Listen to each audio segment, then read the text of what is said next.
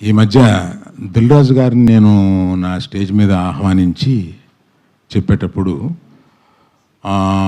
నేను రామ్ చరణ్ని తగ్గించాను అన్న ఒక అభియోగంతో నన్ను చాలా ట్రోల్ చేశారు. మీ అందరికీ తెలుసు. దాని మీద సీనియర్ విలేకరి గారు నన్ను ప్రశ్నిస్తే మిగతా అందరూ ఆ సందర్భం కరెక్ట్ కాదని నేను మళ్ళీ చెప్తానండి, ఇప్పుడు వద్దు, ఇప్పుడు నేను కామెంట్ చేయలేను అన్నాను.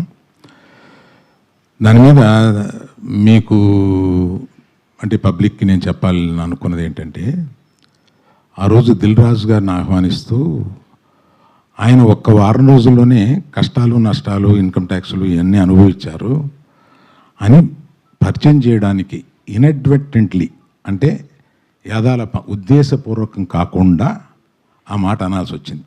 దానికి మెగా అభిమానులు చాలా ఫీల్ అయ్యి దాన్ని ట్రోల్ చేసి నన్ను ట్రోల్ చేసి చేశారు. ఫీల్ అయిన అభిమానులకి నేను చెప్తున్నాను, ఉద్దేశపూర్వకంగా చేసింది కాదు. నేను చరణ్ నా కొడుకు లాంటాడు, అంటే నాకున్న ఏకైక మేనలుడు, అతనికి ఉన్న ఏకైక మేనమావని. అందుకని ఎమోషనల్గా చెప్తున్నాను, ప్లీజ్ లీవ్ అస్ బిహైండ్.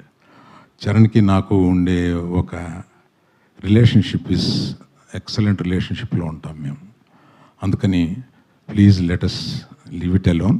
అది కేవలం పొరపాటున నేను దిల్ రాజు లైఫ్ చెప్పడానికి అది వాడి ఉండకూడదని అనిపించిన తర్వాత నాకు. Thank you for your understanding అండి.